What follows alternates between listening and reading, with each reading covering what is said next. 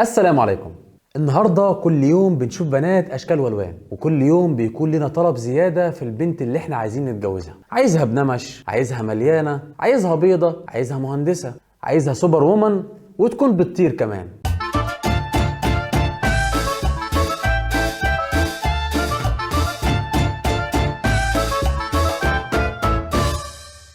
كل يوم بنزوده في العزوبية، بتكون طلباتنا وشروطنا أكتر من اليوم اللي قبله، لحد ما بقت شروطنا مستحيل نلاقيها، لأننا مستحيل نلاقي حد كامل. المشكلة الأكبر إن إحنا مش بس بنطلب مثلا عروسة حلوة وخلاص، لا، كمان الشباب بقى يربط ما بين إنها عشان حلوة فهي أكيد رقيقة، أو أكيد بتعرف تتعامل حلو، وإن البنت اللي مثلا ربنا ما رزقهاش بنسبة جمال عالية فهي كده أكيد ما بتعرفش تتعامل بشكل أنثوي زي الجميلة. النظرة العنصرية اللي بتحتكر البياض بإن هو بس مقياس الجمال والثقافة، في حين إن لون البشرة ملوش أي علاقة بين الإنسان ده نوع تربيته إيه أو ثقافته اللي كونها إيه أو حتى خبراته اللي مر بيها أو اكتسبها إيه.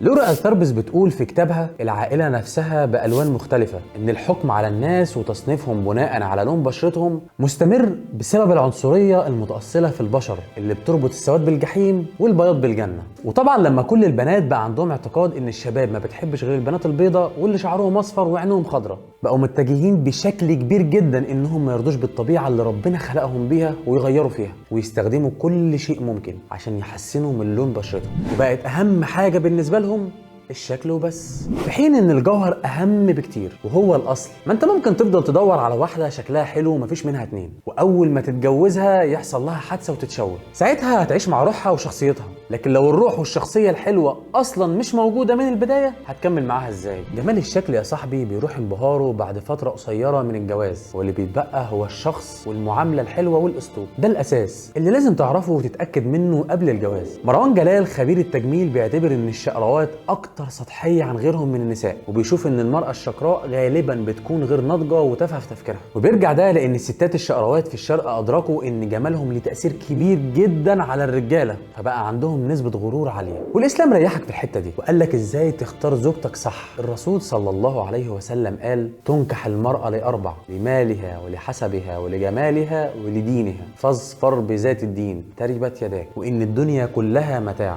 وخير متاع الدنيا المرأة الصالحة، وإن من السعادة الزوجة الصالحة والمسكن الصالح والمركب الصالح، وإن من الشقاء الزوجة السوء والمركب السوء والمسكن السوء. يعني ما قالكش الزوجة البيضة، وده الأساس إنها تكون ذات دين، لكن الجمال مش المقياس. تختار واحدة يكون شكلها كافي بالنسبة لك، بس مش بس الشكل، لا، والأخلاق والدين والأسلوب كمان، لأنه ممكن يكون فيها الشكل والدين، يعني الالتزام الواجب على كل مسلم، لكن طريقتها غير مناسبة ليك أو هي بتحتاج معاملة معينة أنت مش هتقدر تحققها ليها. كل دي حاجات لازم تاخد بالك منها يا صاحبي. أنت مش بتتجوز طابلوه حلو تحطه في البيت.